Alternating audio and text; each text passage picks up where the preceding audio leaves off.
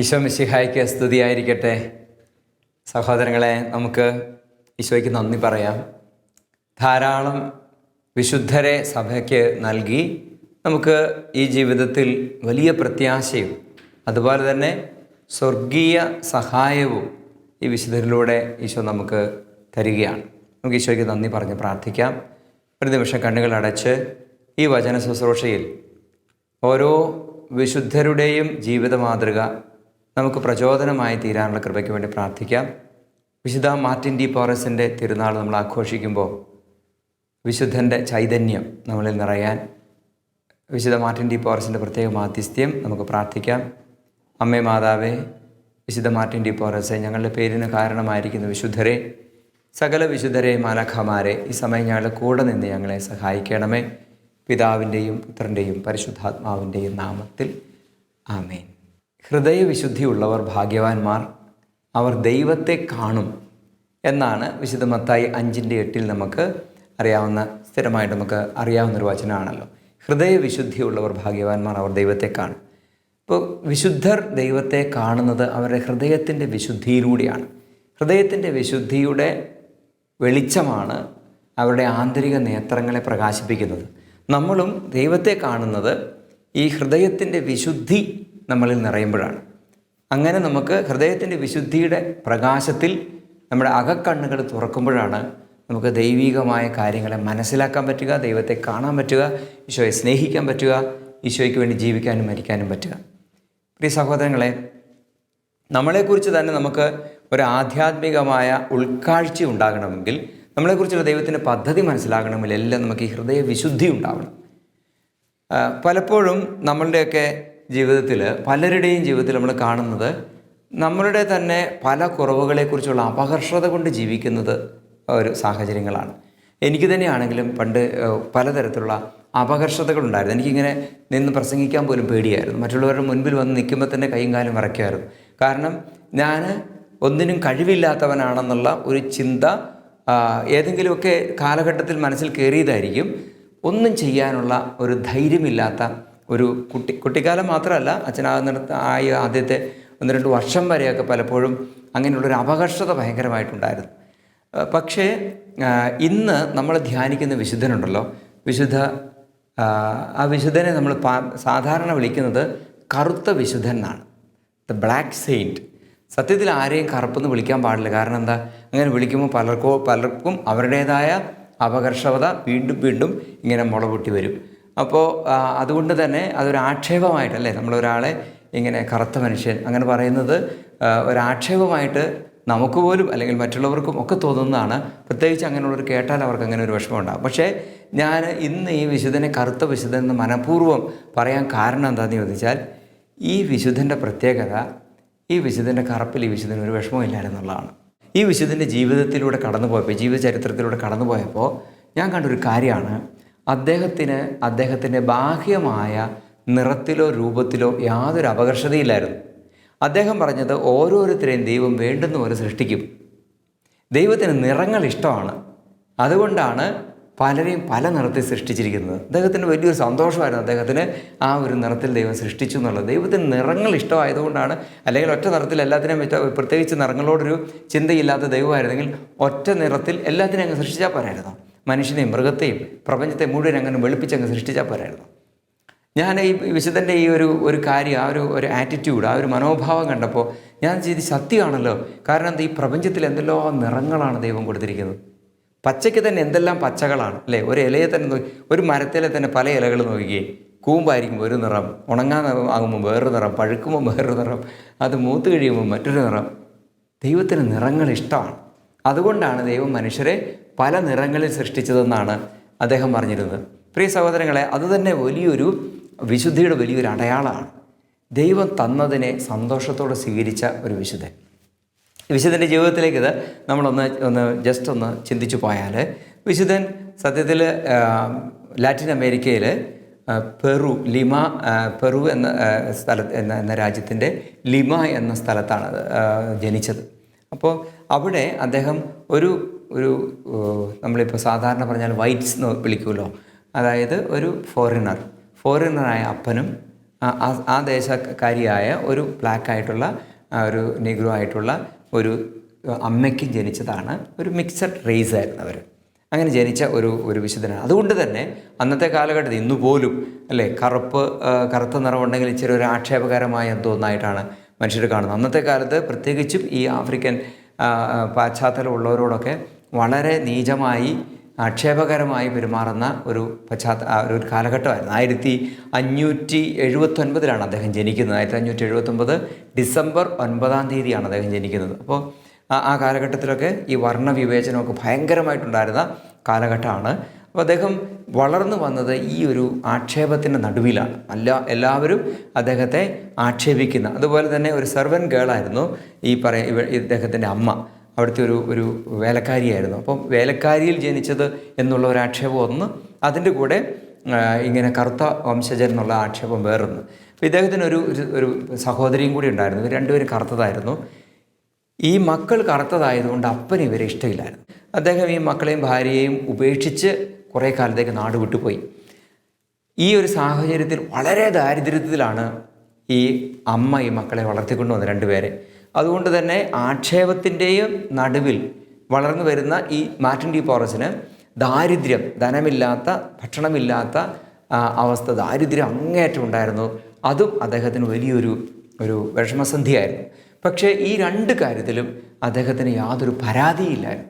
കുഞ്ഞായിരിക്കെ തന്നെ അദ്ദേഹത്തിൻ്റെ ഈ പറയുന്ന നിറത്തിൽ ഞാൻ നേരത്തെ പറഞ്ഞതുപോലെ അദ്ദേഹം സന്തോഷിച്ചു. ഇത് ദൈവത്തിൻ്റെ സമ്മാനമായിട്ട് കണ്ടു. ദാരിദ്ര്യത്തിലും അദ്ദേഹത്തിന് ഒരു പരാതിയും ഉണ്ടായിരുന്നില്ല. അദ്ദേഹം തൻ്റെ കുഞ്ഞു പെങ്ങളോട് ഇടയ്ക്കിടയ്ക്ക് പറഞ്ഞു കൊടുക്കുമായിരുന്നു, ദൈവം നമ്മൾക്ക് തന്നിരിക്കുന്ന സമ്മാനം, ആ സാഹചര്യത്തെ അതുപോലെ സ്വീകരിക്കുന്നതാണ് ദൈവഹിതപ്രകാരമായ ഉള്ള ജീവിതം എന്ന് പറഞ്ഞു കൊടുക്കുമായിരുന്നു. അദ്ദേഹം ഈ ചെറുപ്പം മുതലേ കുഞ്ഞായിരിക്കുന്ന മാർട്ടിൻ ഇത്രമാത്രം ദരിദ്രത വളർന്നതെങ്കിലും ഈ കുഞ്ഞു മാർട്ടിനുണ്ടായിരുന്ന വലിയൊരു പുണ്യമായിരുന്നു ദരിദ്രരോടുള്ള അനുകമ്പ, ഭയങ്കരമായ സ്നേഹം. തന്നേക്കാൾ ദരിദ്രരായ ആരെ കണ്ടാലും തനിക്കുള്ളത് കൊടുക്കുമായിരുന്നു. അത് എന്ന് പറഞ്ഞാൽ അമ്മ ചിലപ്പോൾ അമ്മയൊരു കൂലിപ്പണിക്കാരിയായിരുന്നു. അപ്പോൾ അമ്മ ഈ അധ്വാനിച്ചുണ്ടാക്കുന്ന കുറച്ച് പൈസ കൊണ്ട് മക്കളെ മാർക്കറ്റിലേക്ക് പറഞ്ഞു വിടും. മകനെ പറഞ്ഞു വിടും, എടാ നീ പോയി ഇന്ന സാധനം മേടിച്ചുകൊണ്ട് വാ എന്ന് പറയും. അവൻ അവിടെ പോകുന്ന വഴിക്ക് ഒരു ദരിദ്രനെ കണ്ടാൽ ഈ പൈസ എടുത്ത് ആ ദരിദ്രർക്ക് കൊടുക്കും. എന്നിട്ട് ഇവൻ വെറും കൈയോടെ തിരിച്ചു വരും, ഒന്നും മേടിക്കാതെ. അമ്മ ഇവനെ കൊണ്ട് സഹിക്കിട്ടു. കാരണം എന്താ, ഒന്നും തിന്നാനില്ലാത്ത വീട്ടിൽ എന്തെങ്കിലും ഒരു നേരമെങ്കിലും അല്ലെങ്കിൽ 3 ദിവസം കൂടുമ്പോൾ എന്തെങ്കിലും കഴിക്കാൻ വേണ്ടിയിട്ടാണ് കിട്ടിയ ഒരു കുഞ്ഞു പൈസ കൊണ്ട്, ഒരു ഇത്തിരി കാശ് കൊണ്ട് അവനെ മാർക്കറ്റിലേക്ക് വിടുന്നത്. ആ മാർക്കറ്റിലേക്ക് വിട്ട് കഴിഞ്ഞപ്പോൾ അവൻ അവിടെ കൊണ്ടുപോയി അത് ദാനം ചെയ്തിട്ട് തിരിച്ചു വരും. അപ്പോൾ ഒരു ദിവസം അമ്മ ഇങ്ങനെ ഈ കുഞ്ഞിന് പൈസ കൊടുത്തിട്ട് പറയടാ, നീ എന്നും ചെയ്യുന്ന പോലെ ചെയ്യരുതേ, ദയവായി ഇന്നെങ്കിലും നീ എന്തെങ്കിലും മേടിച്ചുകൊണ്ട് പോവാ, നീ ഈ പൈസ എങ്കിലും നഷ്ടപ്പെടുത്തുകയാൽ നീ വിചാരിച്ച് ഞാൻ നിന്നെ അയക്കുവാണെന്ന് പറഞ്ഞ് ഈ അമ്മ അവനെ അയച്ചു കഴിഞ്ഞപ്പോൾ ഈ കൊച്ചു മാർട്ടിൻ എന്ത് ചെയ്തെന്നറിയാമോ? പോയ വഴിക്ക് ദരിദ്രയായ ഒരു സ്ത്രീയെ കണ്ടു. അവൾ 3-4 ദിവസം അവർ ഭക്ഷണം കഴിച്ചിട്ടില്ല. ഇവനാണെങ്കിൽ ഒരു പക്ഷേ തലേദിവസം ഭക്ഷണം കഴിച്ചിട്ടുണ്ടാവുമായിരിക്കും. അപ്പോൾ ഇവൻ ചിന്തിക്കുകയാണ്, എന്നെക്കാളും ദരിദ്രയായി ഈ സ്ത്രീക്കല്ലേ ഞാനിത് ചെയ്തു കൊടുക്കേണ്ടത് എന്ന് പറഞ്ഞാൽ ആ പൈസ അവന്, ആ അമ്മയ്ക്ക്, ആ സ്ത്രീക്ക് ദാനം കൊടുത്തിട്ട് തൊട്ടടുത്ത പള്ളിയിൽ പോയിരുന്ന് പ്രാർത്ഥിക്കുകയാണ്, ഈശോയെ ഞാൻ തിരിച്ച് വീട്ടിൽ ചെല്ലുമ്പോൾ എൻ്റെ അമ്മ എന്നെ ശകാരിക്കാതെ ഞാൻ ചെയ്തു തന്നെന്ന് എൻ്റെ അമ്മയ്ക്ക് മനസ്സിലാക്കാൻ സഹായിക്കണേ. ഇത് പറഞ്ഞ് അവൻ തിരിച്ചു വരികയാണ്. അന്നും തിരിച്ചു വന്നപ്പോൾ വെറും കൈയോടെ വരുന്നത് കണ്ടപ്പോൾ അമ്മയ്ക്ക് മനസ്സിലായി ഇവൻ അന്നത്തതും കൊണ്ടുപോയി ദാനം ചെയ്തു. പ്രിയ സഹോദരങ്ങളെ, അതായത് മാർട്ടിൻ ഡി പോറസിൻ്റെ ജീവിതത്തിൻ്റെ മുഖമുദ്രയായി നിൽക്കുന്ന ഒന്നാണ് ദരിദ്രരോടുള്ള സ്നേഹം. അതെല്ലാ കാലത്തും കുഞ്ഞു മാർട്ടിൻ ആയിരുന്നപ്പോൾ മുതൽ എല്ലാ കാലഘട്ടങ്ങളിലും അദ്ദേഹത്തിനതുണ്ടായിരുന്നു. അദ്ദേഹം വളർന്നു വരുന്ന സാഹചര്യങ്ങളിൽ പിന്നീട് ഈ ഭർത്താവിന്, അതായത് ഇവൻ്റെ ഈ വിശുദ്ധ മാർട്ടിൻ ഡി പോറസിൻ്റെയും കുഞ്ഞുപെങ്ങളുടെ അപ്പൻ നടുവിട്ട് പോയല്ലോ. കുറേ കാലം കഴിഞ്ഞപ്പോൾ അദ്ദേഹത്തിനൊരു മാനസാന്തരം ഉണ്ടായെന്നും അദ്ദേഹം ചെയ്തത് തെറ്റാണെന്ന് തിരിച്ചറിഞ്ഞ് അദ്ദേഹം തിരിച്ച് വീട്ടിലേക്ക് വന്നുവെന്നും അങ്ങനെ ആ കുടുംബത്തെ ശുശ്രൂഷിക്കാൻ നോക്കാൻ തുടങ്ങിയെന്നൊക്കെയാണ് അദ്ദേഹത്തെക്കുറിച്ചുള്ളൊരു ചരിത്രത്തിൽ മനസ്സിലാക്കിയത്. പക്ഷേ ഈ ദാരിദ്ര്യത്തിൻ്റെ സമയത്ത് ഈ കുഞ്ഞു മാർട്ടിൻ എന്ത് ചെയ്തത്, അദ്ദേഹത്തിന് ഒരു ബാർബറിൻ്റെ കൂടെ ബാർബറായിട്ടുള്ള ജോലിയാണ് കിട്ടിയത്. ചെറിയ പ്രായത്തിൽ തന്നെ 7-8 വയസ്സുള്ള പ്രായത്തിൽ തന്നെ ഒരു ക്ഷൗരക്കാരൻ്റെ, ഒരു ബാർബറിൻ്റെ കൂടെ നിന്ന് ഈ മുടി വെട്ടുന്ന ജോലി അദ്ദേഹം പരിശീലിക്കുകയായിരുന്നു. ആ കാലഘട്ടത്തിൽ ഈ ബാർബർമാർക്ക് സർജൻ്റെ, അതായത് വൈദ്യൻ്റെ ചില ജോലികളും കൂടെ അറിയാമായിരുന്നു പോലും. ഒന്ന് ഈ ഷേവ് ചെയ്യുന്ന സമയത്തൊക്കെ കട്ട് ചെയ്യുമ്പോൾ അതിന് വേണ്ടുന്ന ബ്ലീഡിംഗ് ഒക്കെ നിൽക്കാനുള്ള ചില മറുമരുന്നുകൾ അവർക്ക് അറിയാമായിരുന്നു. പിന്നെ ആ ചുറ്റുവട്ടത്തുണ്ടായിരുന്ന രോഗികളോ അല്ലെങ്കിൽ അപകടം പറ്റിയവർ, ശരീരത്തിൽ മുറിവേറ്റവരൊക്കെ ഈ ബാർബർമാരുടെ അടുത്തായിരുന്നു വന്നുകൊണ്ടിരുന്നത് പോലും. അപ്പോൾ അവർ ഒക്കെ ഇങ്ങനെയുള്ള മരുന്നിൻ്റെ പൊടിക്കൈകൾ അറിയാമായിരുന്നു. അങ്ങനെ ഈ കൊച്ച് മാർട്ടിൻ ഈ ബാർബറുടെ കൂടെ നിന്ന് മുടിവെട്ടാനും പഠിച്ചു. അതിൻ്റെ കൂടെ തന്നെ ഈ രോഗികളെ ചികിത്സിക്കാനുള്ള മരുന്നുകൾ പഠിച്ചു. ഹെർബ്സൊക്കെ ഇങ്ങനെ എന്താ പറയുക, നാട്ടുവൈദ്യം ഉണ്ടല്ലോ, അതൊക്കെ പഠിച്ച് അങ്ങനെ അദ്ദേഹം വളർന്നു വരുമ്പോൾ ഇദ്ദേഹത്തിൻ്റെ ഈ രോഗികളോടുള്ള സ്നേഹവും ദരിദ്രരോടുള്ള സ്നേഹവും കൂടുതൽ വർദ്ധിച്ചു വന്നു. ഞാനൊരു വീഡിയോയിൽ കേട്ടത്, ഇദ്ദേഹത്തിന് ആ ബാർബറുടെ കൂടെ നിന്നത് വലിയൊരു ദൈവാനുഗ്രഹമായി. കാരണം എന്താ, ബാർബർ അത്ര വലിയ സ്നേഹമുള്ളൊരു മനുഷ്യനൊന്നും ആയിരുന്നില്ല. അപ്പം സമയത്ത് വന്നാൽ, അതായത് ഇദ്ദേഹം കിടക്കാൻ പോയി അല്ലെങ്കിൽ ക്ഷീണിച്ചിരിക്കുന്ന സമയത്തൊക്കെ ആരെങ്കിലും ഒരു ചികിത്സയ്ക്ക് വരികയോ അല്ലെങ്കിൽ ഒരു അപകടം, ഒരു രോഗാവസ്ഥയിൽ സഹായിക്കാൻ വേണമെന്ന് പറഞ്ഞ് വരികയോ ഒക്കെ ചെയ്താൽ ഇദ്ദേഹം ഒരിക്കലും അതിന് പോകുകയില്ല. അദ്ദേഹം പറയും, ഇപ്പോൾ ഞാൻ അതിനുള്ള സമയമല്ല, ഞാൻ മടുത്തു, ഞാൻ വരികയില്ലെന്ന് പറയും. അപ്പോൾ അങ്ങനെ ഒരു സംഭവം, പല സംഭവങ്ങൾ ഉണ്ടായിട്ടുണ്ട്. അതൊരു സംഭവം ഞാൻ മനസ്സിലാക്കിയിരിക്കുന്നത്, ഇങ്ങനെ മരണാസന്നനായി വീട്ടിൽ പനി പിടിച്ച് രോഗം പിടിച്ച് കിടക്കുന്ന കുഞ്ഞിന് വേണ്ടി ഒരു അമ്മ ഇദ്ദേഹത്തിൻ്റെ അടുത്ത്, ഈ ബാർബറുടെ അടുത്ത് വന്നിട്ട് പറഞ്ഞു മരുന്ന് ചെയ്യണമെന്ന് പറഞ്ഞപ്പോൾ, എനിക്ക് സമയമില്ല, രാത്രിയായി, ഞാൻ വരില്ല എന്ന് പറഞ്ഞ് അന്ന് ഈ നമ്മുടെ കൊച്ചു മാർട്ടിന് അവിടെ ഉറങ്ങാൻ പറ്റിയില്ല. അദ്ദേഹം ഈ അമ്മയുടെ കൂടുതൽ അവിടെ ഉണ്ടായിരുന്ന കുറച്ച് മരുന്നുകൾ, അദ്ദേഹത്തിന് ആ സമയത്തോടു കൂടി ഈ കുട്ടി കുറേ മരുന്നുകൾ പഠിച്ചു. ഈ മരുന്നുകളും കൊണ്ട് ഈ അമ്മയുടെ കൂടുതൽ പോയി ആ വീട്ടിൽ ചെല്ലുകയാണ്. ആ വീട്ടിൽ ചെന്ന് പ്രാർത്ഥിച്ച് ഈ മരുന്ന് ആ കുട്ടിക്ക് കൊടുത്ത് പിന്നീട് തിരിച്ചു വന്നിരുന്ന് മാർട്ടിൻ രാത്രിയിൽ ഇരുന്ന് പ്രാർത്ഥിക്കുകയാണ്. അങ്ങനെ ആ കുട്ടി അത്ഭുതകരമായിട്ട് സൗഖ്യം പ്രാപിച്ചു. അതുപോലെ വേറൊരു മനുഷ്യൻ്റെ കാല് മുറിച്ച് കളയേണ്ട ഒരു സാഹചര്യം ഉണ്ടായിരുന്നു. പക്ഷേ മാർട്ടിൻ മരുന്നുണ്ടാക്കി. മാർട്ടിൻ ഈ ഒരു ബാർബറുടെ അസിസ്റ്റൻ്റായി നിൽക്കുമ്പോൾ തന്നെ മരുന്നുണ്ടാക്കി ഈ മനുഷ്യൻ്റെ കാലിൽ ദിവസവും വെച്ച് കൊട്ടുകയും അദ്ദേഹം ധാരാളമായി ഈശോയോട് ഇദ്ദേഹത്തെ ഈ കാല് സുഖപ്പെടാൻ വേണ്ടി പ്രാർത്ഥിക്കുകയും ചെയ്ത് ആ ചെറുപ്രായത്തിൽ തന്നെ അങ്ങനെ ധാരാളം അത്ഭുതങ്ങൾ പ്രവർത്തിക്കുമായിരുന്നു. അപ്പം മരുന്നിൻ്റെ മാത്രം ശക്തിയായിരുന്നില്ല അദ്ദേഹത്തിൻ്റെ പ്രാർത്ഥന, അത് വളരെ രഹസ്യമായിരുന്നു. അപ്പോൾ ഒരിക്കൽ ഒരു സ്ത്രീയോട് കുറച്ച് മെഴുകുതിരി വേണമെന്ന് ഈ മാർട്ടിൻ പറഞ്ഞ് അദ്ദേഹം ആ മെഴുകുതിരി ആ സ്ത്രീ കൊടുത്തു. അപ്പോൾ രാത്രിക്ക് എന്തെങ്കിലും ഇരുന്ന് ചെയ്യാൻ വേണ്ടിയിട്ടൊക്കെയോ അല്ലെങ്കിൽ രാത്രി മുറിയിൽ വേണ്ടുന്ന എന്തെങ്കിലും കാര്യം ചെയ്യാൻ വേണ്ടിയിട്ടായിരിക്കും മെഴുകുതിരി എന്ന് വിചാരിച്ച് ആ മെഴുകുതിരി കൊടുത്തു. രാത്രി വളരെ ലേറ്റായിട്ടും മുറിയിൽ മെഴുകുതിരി പ്രകാശം കണ്ടപ്പോൾ ഈ സ്ത്രീ വന്ന് നോക്കുമ്പോൾ ഇവൻ മുട്ടിന്മേൽ നിന്ന്, വിശുദ്ധ കുരിശിൻ്റെ മുൻപിൽ മുട്ടിന്മേൽ നിന്ന് ധ്യാനത്തിൽ ലയിച്ച് നിന്ന് പ്രാർത്ഥിക്കുകയാണ്. അപ്പോൾ മാർട്ടിൻ ചെറുപ്പം മുതലേ ധാരാളമായി ദൈവസ്നേഹത്തിൽ വളർന്ന് ദൈവൈക്യത്തിലായ വ്യക്തിയായിരുന്നു. വെറുതെ ഇങ്ങനെ പ്രാർത്ഥിക്കുകയല്ല, മറിച്ച് പ്രാർത്ഥിക്കുമ്പോൾ എല്ലാം മറന്ന് ദൈവ ഐക്യത്തിലേക്ക് എത്തിയ ഒരു വ്യക്തിയായിരുന്നു മാർട്ടിൻ. അദ്ദേഹത്തെക്കുറിച്ച് പിന്നീട് അദ്ദേഹം ഡൊമിനിക്കൻ സഭയിൽ ഒരു ശുശ്രൂഷകനായിട്ട് പോവുകയാണ്. അതായത് ആദ്യമേ അദ്ദേഹം ഒരു വേലക്കാരനായിട്ടാണ് അവിടെ ചെല്ലുന്നത്. അവിടെ 200-ലധികം ബ്രദേഴ്സും അച്ഛന്മാരും ഉണ്ടായിരുന്നതാണ്. ഇവരുടെ മുഴുവൻ മുടി വെട്ടുക എന്നായിരുന്നു അദ്ദേഹത്തിൻ്റെ ജോലി. ഏറ്റവും ആദ്യം ഉണ്ടായിരുന്ന ജോലി. അപ്പോൾ 200 പേരുടെ മുടി വെട്ടുക എന്ന് പറഞ്ഞാൽ ഒരു വർഷത്തിൽ എല്ലാ ദിവസവും ഉണ്ടായിരുന്ന പണിയായിരുന്നു. അതുപോലെ അദ്ദേഹം മുഴുവൻ സമയവും ജോലിയിലായിരുന്നു. എങ്കിലും പ്രാർത്ഥനയിൽ ഒരു കുറവുമില്ലായിരുന്നു. അപ്പോൾ ഇദ്ദേഹത്തെക്കുറിച്ച് പറയുന്നത്, ഇദ്ദേഹം ഡൊമിനിക്കൻ സഭയിൽ, അവിടെയുള്ള ഡൊമിനിക്കൻ സഭയിൽ ആദ്യം ഇങ്ങനെ ജോലിക്കാരനായിട്ട് ചേർന്നു. പിന്നീട് ഇദ്ദേഹത്തിൻ്റെ പ്രവൃത്തികൾ, അതായത് ഈ കൊച്ചു കൊച്ചു ജോലികൾ ചെയ്യുന്നതിലായിരുന്നു അദ്ദേഹത്തിന് ഏറ്റവും സന്തോഷം. അതായത് ഏറ്റവും ഒരു ദാസനെ പോലെ ആയിരിക്കുക. ഒരു കാരണവശാലും ഉന്നതമായ ഒരു സ്ഥാനം വേണമെന്ന് അദ്ദേഹം ആഗ്രഹിച്ചിരുന്നില്ല. അദ്ദേഹത്തിൻ്റെ ദൈവസ്നേഹത്തിൻ്റെ പ്രകടനമായിരുന്നു, പരസ്നേഹത്തിൻ്റെ പ്രകടനമായിരുന്നു അദ്ദേഹം ചെറിയ ചെറിയ ജോലികൾ ചെയ്യുക, മുടി വെട്ടുക, ക്ലീൻ ചെയ്യുക, ഭക്ഷണം ഉണ്ടാക്കുക, ഇങ്ങനെയുള്ള ജോലികൾ. ഇദ്ദേഹം പക്ഷേ അങ്ങനെ ഓരോന്ന് ചെയ്യുമ്പോഴും ഇദ്ദേഹത്തിലുള്ള ദൈവിക ശക്തി ഈ ബ്രദേഴ്സിനും അച്ഛന്മാർക്കും മനസ്സിലാകാൻ തുടങ്ങി. ഒരു ദിവസം അവിടുത്തെ സുപ്പീരിയർ അച്ഛൻ്റെ ഒരു കാലിനൊരു പ്രത്യേക രോഗം വന്നിട്ട് അത് ചികിത്സിച്ചാൽ സുഖപ്പെടാത്തൊരവസ്ഥ വന്നു കഴിഞ്ഞപ്പോൾ അവിടെയുള്ള ബ്രദേഴ്സാണ് പരസ്പരം സഹായിക്കുന്നത്. ഇദ്ദേഹത്തിന് ഈ മരുന്നുകളൊക്കെ അറിയാവുന്നതുകൊണ്ട് ഈ വിശുദ്ധ മാർട്ടിൻ ശുശ്രൂഷിക്കേണ്ട ഒരു സാഹചര്യം വന്നു. അപ്പം ആ ശുശ്രൂഷിക്കുന്ന സമയത്ത് ഒരിക്കലും സുഖപ്പെടാത്ത മാറാരോഗമായിരുന്ന അവസ്ഥയിലായിരുന്നു ഇദ്ദേഹം. ഈ മരുന്ന് കെട്ടി പ്രാർത്ഥിച്ച് പിറ്റേ ദിവസം ആ കാല് സുഖപ്പെട്ടു.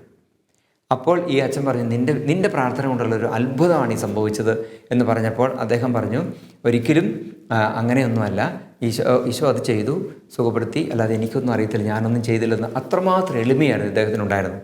പിന്നെ മാർട്ടിൻ ഡി പോർസിൻ്റെ മറ്റൊരു കാര്യം എന്ന് പറയുന്നത്, അദ്ദേഹത്തിന് ഈ ഡൊമിനിക്കൻ സഭയോടും അവിടെ ഉണ്ടായിരുന്ന സഭാ വൈദികരോടും ബ്രദേഴ്സിനോടും ഭയങ്കരമായ സ്നേഹമായിരുന്നു. അപ്പോൾ അവിടെ ദാരിദ്ര്യം, കൊടിയ ദാരിദ്ര്യമായിരുന്നു.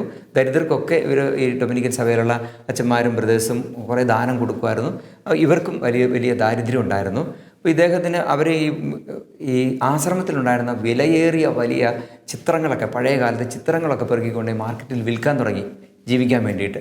അപ്പോൾ ഇദ്ദേഹം പറയുകയാണ്, ഈ മാർട്ടിൻ പറയുകയാണ്, അച്ഛാ ഇതുകൊണ്ട് ഈ വിറ്റ് വെറുതെ അതൊന്നും കളയണ്ട, നീ ഒരു കാര്യം ചെയ്യും, എന്നെ കൊണ്ടുപോയി വിൽക്കുക എന്ന് പറഞ്ഞാൽ അദ്ദേഹം ഒരു ബ്ലാക്ക് ആണല്ലോ, ഒരു കറുത്ത മനുഷ്യനാണല്ലോ. അപ്പോൾ അന്നത്തെ കാലത്ത് അടിമ കാലം ഉണ്ടായിരുന്നതാണ്. അപ്പോൾ എന്നെ അടിമയായിട്ട് വിൽക്കുക, അപ്പോൾ ആരെങ്കിലും മേടിക്കാനുണ്ടാവും, എനിക്ക് നല്ല വില കിട്ടും, അതുകൊണ്ട് നിങ്ങൾ ജീവിച്ചുകൊള്ളുക. അപ്പോൾ ഈ സുപ്പീരിയർ പറഞ്ഞു, തൽക്കാലം ഞാൻ നിന്നെ വിൽക്കുന്നില്ല, നീ ഒരു കാര്യം ചെയ്യ്, നീ കുറച്ച് ദിവസങ്ങളിലേക്ക് വേറൊരു ആശ്രമത്തിലേക്ക് മാറി താമസിക്കാൻ പറയുകയാണ്. അവിടെ അത് ഒരു നൊവിഷ്യേറ്റ് പോലെ മാറ്റി താമസിപ്പിച്ചായിരിക്കാം. പിന്നീട് ചരിത്രം വായിക്കുമ്പോൾ നമുക്ക് മനസ്സിലാകുന്ന അങ്ങനെയാണ്. മാറി താമസിക്കാൻ പോയ ഈ മാർട്ടിൻ തിരിച്ചു വന്നു കഴിഞ്ഞപ്പോൾ സുപ്പീരിയർ പറയുകയാണ്, നീ ഞങ്ങളുടെ സഭാ സമൂഹത്തിൽ അംഗമായി മാറണം. അപ്പോൾ അദ്ദേഹം പറയുന്നത്, എനിക്ക് അതിനുള്ള യോഗ്യതയില്ല, എനിക്ക് അച്ഛനാകണ്ട, എനിക്ക് ബ്രദറാകണ്ട, എനിക്ക് അതിനുള്ള യോഗ്യതയില്ലെന്ന് പറഞ്ഞപ്പോൾ അവർ സുപ്പീരിയർ കൽപ്പിക്കുകയും അനുസരണത്തെ പ്രതി ഈ മാർട്ടിൻ അവിടുത്തെ ഒരു ലേ ബ്രദറായി മാറുകയും ചെയ്യുകയാണ്. ഒരു അൽമായ ബ്രദർ എന്ന് പറഞ്ഞാൽ അച്ഛനാകാതെ ബ്രദർഹുഡ് സ്വീകരിക്കുന്ന ഒരു ബ്രദറായിട്ട് മാറുകയാണ്. അപ്പോഴും ഇദ്ദേഹം ഈ ശുശ്രൂഷകൾ തുടർന്നുകൊണ്ടിരിക്കുകയാണ്. ഇങ്ങനെ മാർട്ടിൻ തൻ്റെ ജീവിതത്തിൽ അനേക കാലഘട്ടങ്ങൾ ഒരു ബ്രദർ അല്ലാതെ വെറും ഒരു വേലക്കാരനായിട്ടും പിന്നീട് ഒരു ബ്രദറായിട്ടും അവിടെ ഈ ഡൊമിനിക്കൻ സഭയിൽ ശുശ്രൂഷ ചെയ്യുകയാണ്. ഏറ്റവും എളിമയുടെ പ്രവൃത്തികൾ. അദ്ദേഹത്തിൻ്റെ ജീവിതത്തിൽ മറ്റൊരു വലിയൊരു ഒരു അനുകരണീയമായ കാര്യം എന്ന് പറഞ്ഞാൽ അത് മൃഗങ്ങളോടും ഉള്ള ഒരു സ്നേഹമാണ്. മനുഷ്യരോട് മാത്രമല്ല, ദരിദ്രരോട് മാത്രമല്ല, കൂട്ടത്തിലുള്ള ഈ ഡൊമിനിക്കൻ ബ്രദേഴ്സിനോട് അച്ഛന്മാരോട് മാത്രമല്ല, മൃഗങ്ങളോട് പോലും ഭയങ്കര സ്നേഹമായിരുന്നു. അതായത് ചില സമയങ്ങളിൽ കാലൊടിഞ്ഞോ അല്ലെങ്കിൽ മുറിവേറ്റിട്ടോ വരുന്ന മൃഗങ്ങളെ, പട്ടിയെ അതുപോലുള്ള മൃഗങ്ങളെയൊക്കെ ഈ വിശുദ്ധൻ സ്വന്തം മുറിയിൽ കിടത്തി ശുശ്രൂഷിക്കുമായിരുന്നു. അങ്ങനത്തെ പല അനുഭവങ്ങൾ ചരിത്രത്തിൽ നമുക്ക് കാണാൻ പറ്റും. മുറിവ് വെച്ച് കെട്ടിയും പട്ടിയെ ഒരു സംഭവം, ഒരു പട്ടി അതുപോലെ മുറിവേറ്റ് വന്നു കഴിഞ്ഞപ്പോൾ അതിനെ അദ്ദേഹത്തിൻ്റെ മുറിയിൽ തന്നെ താമസിപ്പിച്ച് അതിനെ തന്നെ കിടത്തി കാലിൽ ആ മുറിവ് മുഴുവൻ ഉണങ്ങുന്നത് വരെ ശുശ്രൂഷിച്ചിട്ട് പറഞ്ഞു വിട്ട സംഭവങ്ങളുണ്ട്. പിന്നെ വിശുദ്ധ ഫ്രാൻസിസ് അസീസിയെ പോലെ മൃഗങ്ങളോട് സംസാരിക്കാനുള്ള കഴിവ് ഈ വിശുദ്ധനുണ്ടായിരുന്നാണ് പറയുന്നത്. വിശുദ്ധൻ പറയുന്നത് മൃഗങ്ങൾക്ക് മനസ്സിലാകുമായിരുന്നു, മൃഗങ്ങളുടെ ആവശ്യങ്ങൾ വിശുദ്ധന് മനസ്സിലാകുമായിരുന്നു. അത്രമാത്രം ഒരു പ്രകൃതിയുമായിട്ട് മൃഗങ്ങളുമായിട്ടൊരു ഐക്യമുണ്ടായിരുന്ന, ദൈവസ്നേഹത്തിൽ ഐക്യപ്പെട്ടിരുന്ന ഒരു വ്യക്തിയായിരുന്നു, ഒരു വിശുദ്ധനായിരുന്നു വിശുദ്ധ മാർട്ടിൻ ഡി പോറസ്. അതിൽ ഒരു വളരെ ഫേമസ് ആയിട്ടുള്ള ഒരു സംഭവമാണ്. നിങ്ങൾ ചിലപ്പോൾ വിശുദ്ധ മാർട്ടിൻ ഡി പോറസിൻ്റെ ചിത്രമൊക്കെ കണ്ടിട്ടുണ്ടെങ്കിൽ മാർട്ടിൻ ഡി പോറസ് ഒരു ചൂലും പിടിച്ചുകൊണ്ട് ഇങ്ങനെ പോകുന്നതും കുറേ എലികൾ പുറകെ പോകുന്നതായിട്ട് ചിത്രങ്ങൾ നിങ്ങൾ കണ്ടിട്ടുണ്ടാവും. ഒട്ടുമിക്കവാറും നമ്മൾ കാണുന്ന അതാണ്. അതായത് തൂപ്പുകാരനായി ജോലി ചെയ്തിരുന്ന മാർട്ടിൻ ഡി പോറസിനെയാണ് ചൂല് പിടിച്ച് കാണിക്കുന്നത്. അപ്പോൾ അവിടെ എലിശല്യം ഭയങ്കരമായി കഴിഞ്ഞപ്പോൾ ചാപ്പലിൽ കയറിപ്പോലെ എലികൾ ഓരോന്ന് നശിപ്പിക്കാൻ തുടങ്ങി കഴിഞ്ഞപ്പോൾ മാർട്ടിനാണല്ലോ അവിടുത്തെ ഇങ്ങനെയുള്ള കുശിനി ശുശ്രൂഷകൾ ചെയ്യുന്നത്. മാർട്ടിനോട് സുപ്പീരിയർ പറഞ്ഞു, വിഷം വെച്ചിട്ട് ഈ എലികളെല്ലാം കൊല്ലാൻ പറഞ്ഞു. അപ്പോൾ അന്നേരം മാർട്ടിന് ഭയങ്കര സങ്കടമായി, ഈ എലികളെ കൊല്ലാൻ, അത് നിങ്ങൾ വിശന്നിട്ടല്ലേ നിങ്ങളെല്ലാം ഇങ്ങനെ കടിച്ചു പറിക്കുന്നത് എന്ന് പറഞ്ഞിട്ട് ഒരു ദിവസം ഈ മാർട്ടിൻ എലികൾ ഇറങ്ങി വരാൻ വേണ്ടിയിട്ട് സങ്കീർത്തിയിൽ കാത്തിരുന്നിട്ട് ഈ ഒരു എലി വന്ന സമയത്ത് എലിയോട് പറഞ്ഞു, നിന്നെ കൊല്ലാൻ വേണ്ടി തീരുമാനിച്ചിരിക്കുകയാണ്, ഈ വിഷം വയ്ക്കാൻ വേണ്ടി തീരുമാനിച്ചിരിക്കുകയാണ്, നീ പോയി മറ്റു എലികളോടെല്ലാം പറഞ്ഞിട്ട് ഞാൻ കാണിച്ചു തരുന്ന സ്ഥലത്തേക്ക് നിങ്ങളൊന്നും എല്ലാം കൂടെ ഒന്ന് മാറി പാർത്തിട്ട് നിങ്ങൾ ഈ ആശ്രമത്തിൽ തിരിച്ചു വന്ന് ശല്യം ഉണ്ടാക്കാതിരുന്നാൽ നിങ്ങൾക്ക് വേണ്ടുന്ന ഭക്ഷണം മുഴുവൻ ഞാൻ തന്നോളാം, നിങ്ങൾ കൊല്ലപ്പെടാതെ നിങ്ങൾക്ക് രക്ഷപ്പെടാൻ പറ്റും. ആ ക്ഷണത്തിൽ തന്നെ മറ്റെലികളെല്ലാം കൂടി ഇത് കേട്ടിട്ട് വന്ന് ഈ വിശുദ്ധനെ അനുസരിച്ചു എന്നാണ് പറയുന്നത്. പിന്നെ വിശുദ്ധൻ കാണിച്ചു കൊടുത്ത സ്ഥലത്തേക്ക് ഇവർ മാറി താമസിക്കുകയും പിന്നെ അവിടുന്ന് ആ എലികൾക്ക് വിശുദ്ധൻ എന്നും വിശ്വസ്തയോടുകൂടി ഭക്ഷണം കൊടുക്കുകയും ഒരിക്കലും എലിശല്യം പിന്നെ അവരുടെ ആശ്രമത്തിൽ ഉണ്ടായിട്ടില്ലെന്നാണ് ചരിത്രം പറയുന്നത്. പ്രിയ സഹോദരങ്ങളെ, അപ്പം വിശുദ്ധൻ്റെ ഈ ഒരു മൃഗങ്ങളുള്ള സ്നേഹം അതൊരു വളരെ ആഴപ്പെട്ട ഒരു ദൈവസ്നേഹത്തിൻ്റെ പ്രകടനമായിരുന്നു. എല്ലാ സൃഷ്ടികളോടുമുള്ള വിശുദ്ധൻ്റെ സ്നേഹം. അതുപോലെ തന്നെ നമ്മൾ വിശുദ്ധൻ്റെ ജീവിതത്തിൽ കാണുന്ന ഒരു പ്രധാനപ്പെട്ട കാര്യമാണ് അദ്ദേഹത്തിൽ ഉണ്ടായിരുന്ന ചില അത്ഭുത സിദ്ധികൾ. ഒന്ന് നമ്മൾ നേരത്തെ പറഞ്ഞ പോലെ രോഗങ്ങൾ സുഖപ്പെടുത്താനുള്ള അത്ഭുത സിദ്ധി. മറ്റൊന്നാണ് ബൈലൊക്കേഷൻ എന്ന് പറഞ്ഞാൽ ഒരേ സമയത്ത് തന്നെ രണ്ട് സ്ഥലത്തായിരിക്കാൻ പറ്റുന്ന ഒരു സിദ്ധി. അത് നമ്മൾ വിശുദ്ധ പാദ്രേ പിയയ്ക്കും പല വിശുദ്ധർക്കും ഉണ്ടായിരുന്നു. അപ്പോൾ വിശുദ്ധൻ ഈ ലീമായിലെ ആശ്രമം വിട്ട് പുറത്തു പോയിട്ടില്ല എന്ന് പറഞ്ഞാൽ ആ ചുറ്റുവട്ടം വിട്ട് പുറത്തു പോയിട്ടില്ല. പക്ഷേ അദ്ദേഹത്തെ കാണാൻ പലയിടങ്ങളിൽ നിന്ന് ആൾക്കാർ പ്രാർത്ഥിക്കാൻ വേണ്ടി വരുമായിരുന്നു, ഇദ്ദേഹത്തിന് അനുഗ്രഹം മേടിക്കാനൊക്കെ ആയിട്ട്. അങ്ങനെ വന്നിട്ടുള്ളവർ, ജപ്പാനിൽ നിന്ന് പോലും വന്നിട്ടുള്ളവർ പറഞ്ഞിട്ടുണ്ട്, ഈ വ്യക്തിയെ, ഈ മാർട്ടിൻ ബ്രദറിനെ, മാർട്ടിൻ വിശുദ്ധനെ ഞങ്ങൾ അവിടെ ജപ്പാനിൽ കണ്ടിട്ടുണ്ട്, ഇന്ന സ്ഥലത്ത് വെച്ച് കണ്ടിട്ടുണ്ട്, ഇന്ന ആശുപത്രിയിൽ വെച്ച് കണ്ടിട്ടുണ്ട്. കാരണം അവർ അവിടെ ആവശ്യത്തിൽ, അവരൊരു രോഗാവസ്ഥയിലായിരുന്നപ്പോൾ ഈ മാർട്ടിൻ അവിടെ പോയി പ്രാർത്ഥിച്ചിട്ടുണ്ട് പോലും. അതിന് വിളിക്കുന്ന പേരാണ് ബൈലൊക്കേഷൻ. ഒരേ സമയത്ത് ഇവിടെയാണ് യഥാർത്ഥത്തിലായിരിക്കുന്നത്, ആ സമയത്ത് തന്നെ വേറൊരു സ്ഥലത്തായിരുന്ന് ദൈവരാജ്യത്തിന് ശുശ്രൂഷകൾ ചെയ്യാൻ പറ്റുക, ബൈലൊക്കേഷൻ. ഈ ബൈലൊക്കേഷൻ എന്ന് പറയുന്ന പ്രത്യേക സ്വർഗീയ കൃപ, സിദ്ധി ഇദ്ദേഹത്തിന് ഉണ്ടായിരുന്നുവെന്നാണ് ചരിത്രം സാക്ഷ്യപ്പെടുത്തുന്നത്. അതുപോലെ പ്രിയ സഹോദരങ്ങളെ, അദ്ദേഹം മരിക്കുന്നതിന് ഏതാനും ദിവസം മുമ്പ് നല്ല വസ്ത്രങ്ങളൊക്കെ ഇട്ട് അദ്ദേഹത്തിന് ഒരു ബിഷപ്പ് കാണണമെന്ന്, അദ്ദേഹത്തിൻ്റെ കൂടെ ചെല്ലണമെന്ന് പറഞ്ഞു. അപ്പോൾ അദ്ദേഹത്തോട് അത് പറഞ്ഞ ബ്രദറിനോട് അദ്ദേഹം പറയുകയാണ്, അതെങ്ങനെയാണ്, എനിക്ക് പോകാൻ പറ്റില്ലല്ലോ. ഒന്നാമത്തെ കാര്യം, ഞാൻ ബിഷപ്പിൻ്റെ അടുത്ത് പോകാനുള്ള യോഗ്യത ഇല്ലാത്തവനാണ്. 2-4 ദിവസത്തിന് ശേഷം ഞാൻ മരിക്കും. അപ്പോൾ ഞാനെങ്ങനെ ബിഷപ്പിൻ്റെ അടുത്തേക്ക് പോവുക? അതുകൊണ്ട് എനിക്ക് പോകാൻ പറ്റില്ലല്ലോ എന്ന് പറഞ്ഞ് അദ്ദേഹത്തിൻ്റെ മരണ ദിവസം അദ്ദേഹം പ്രവചിച്ചിരുന്നു എന്നാണ്. അപ്പോൾ ആ മരിക്കുന്ന അന്ന് അദ്ദേഹം നല്ല സാധാരണ കീറിയ വസ്ത്രം ഇട്ടുകൊണ്ട്, അതായത് അത്രയും ദരിദ്രനായി ജീവിച്ചിരുന്ന അദ്ദേഹം നല്ല പുതിയ ലോഹ ഇട്ടുകൊണ്ട് നടക്കുന്നത് കണ്ടപ്പോൾ ഒരാൾ ചോദിച്ചു, നീ എന്താ പുതിയ ലോഹയൊക്കെ ഇട്ടിരിക്കുന്നത്? ഞാൻ യാത്രയ്ക്ക് ഒരുങ്ങുകയാണ് എന്ന് അദ്ദേഹം പറഞ്ഞ്, അതുവരെ ക്ഷീണമില്ലായിരുന്ന ആ ഒരു മാർട്ടിൻ ഡി പോറസ് പെട്ടെന്ന് ക്ഷീണിതനാവുകയും അന്ന് തന്നെ മരിക്കുകയും ചെയ്തു. ഇദ്ദേഹം പ്രവചിച്ചതുപോലെ തന്നെ നവംബർ 3-ാം തീയതിയാണ് അദ്ദേഹം മരിച്ചത്. അതുകൊണ്ടാണ് നമ്മൾ അന്നത്തെ ദിവസം നമ്മൾ അദ്ദേഹത്തിൻ്റെ തിരുനാളായിട്ട് ആഘോഷിക്കുന്നത്. ഈ വിശുദ്ധൻ സാമൂഹിക നീതിയുടെയും അതുപോലെ റേഷ്യൽ ഹാർമണി, ഇതുപോലുള്ള ഈ എന്താ പറയുക, വർണ്ണവിവേചനം ഉണ്ടാവാതെ, വർണ്ണത്തിൻ്റെ കാര്യത്തിൽ ഒരു ഹാർമണി, ഒരു ഐക്യത്തിൻ്റെയും ഒക്കെ മധ്യസ്ഥനായിട്ടാണ് തിരുസഭ വണങ്ങുകയും പ്രാർത്ഥിക്കുകയും ചെയ്തത്. അതുകൊണ്ട് പ്രിയ സഹോദരങ്ങളെ, നമ്മൾ ഈ വിശുദ്ധനെക്കുറിച്ച് ധ്യാനിക്കുമ്പോൾ നമ്മുടെ ഹൃദയത്തിലേക്ക് കൊണ്ടുവരേണ്ട രണ്ട് മൂന്ന് കാര്യങ്ങളുണ്ട്. ഒന്ന്, ദൈവത്തെ ആഴപ്പെട്ട് സ്നേഹിച്ച് ഐക്യത്തിലായിരിക്കുക. ഈ ലോകത്തിൻ്റെ ഒന്നും പ്രധാനപ്പെട്ടതല്ലാതെ ദൈവത്തിന് 1-ാം സ്ഥാനം, ഈശോയ്ക്ക് 1-ാം സ്ഥാനം കൊടുക്കുന്ന അത്രമാത്രം ഐക്യപ്പെടുന്ന ഒരു കൃപ. രണ്ടാമത്തെ എന്താണെന്നറിയാമോ? സഹോദരങ്ങളോട്, പ്രത്യേകിച്ച് രോഗികളോടും ദരിദ്രരോടും അനുകമ്പയുണ്ടായിരിക്കുക. സഹജീവികളോടെല്ലാം അനുകമ്പയുണ്ടായിരിക്കുക. പ്രപഞ്ചത്തിലെ സകലതും ദൈവത്തിൻ്റെ സൃഷ്ടിയാണെന്ന് മനസ്സിലാക്കി സ്നേഹിക്കാൻ സാധിക്കുക. അതുപോലെ മറ്റൊന്ന് നമുക്ക് ഉണ്ടാകേണ്ടതാണ് ഈശോയോടുള്ള ഐക്യത്തിലുള്ള ആഴപ്പെട്ട പ്രാർത്ഥന. ഈ പുണ്യങ്ങൾ നമ്മുടെ ജീവിതത്തിൽ വിശുദ്ധ മാർട്ടിൻ ഡി പോറസിൻ്റെ മധ്യസ്ഥയിൽ ഉണ്ടാകട്ടെ എന്ന് പ്രാർത്ഥിക്കുകയാണ്. നമ്മൾ വിശുദ്ധ മാർട്ടിൻ ഡി പോറസിനെ പോലെ ഈശോയുമായിട്ട് ഐക്യപ്പെട്ട് ഹൃദയവിശുദ്ധിയിൽ ജീവിക്കാനുള്ള കൃപ ലഭിക്കട്ടെ എന്ന് നമ്മൾ പ്രാർത്ഥിക്കുന്നു. നമുക്കൊരു നിമിഷം പരിശുദ്ധ അമ്മയുടെയും വിശുദ്ധ മാർട്ടിൻ ഡി പോറസിൻ്റെയും മധ്യസ്ഥതയിൽ പ്രാർത്ഥിക്കാം. ഞങ്ങൾക്ക് വേണ്ടി സ്വർഗത്തിൽ നിരന്തരം മാധ്യസ്ഥ്യം വഹിച്ച് വിശുദ്ധിയിൽ ജീവിക്കുവാനുള്ള കൃപ ഞങ്ങൾക്ക് വാങ്ങിത്തരണമേ. നല്ല എളിമ, അപകർഷതയില്ലാതെ ദൈവം തന്നതെല്ലാം സ്വീകരിക്കാനുള്ള കൃപ, മറ്റുള്ളവരെ സ്നേഹിക്കാനുള്ള അഭിഷേകം, സകല സൃഷ്ടികളെ സ്നേഹിക്കാനുള്ള അനുഗ്രഹം വാങ്ങിത്തരണമേ. പിതാവിൻ്റെയും പുത്രൻ്റെയും പരിശുദ്ധാത്മാവിൻ്റെയും നാമത്തിൽ ആമേൻ. Ave Maria.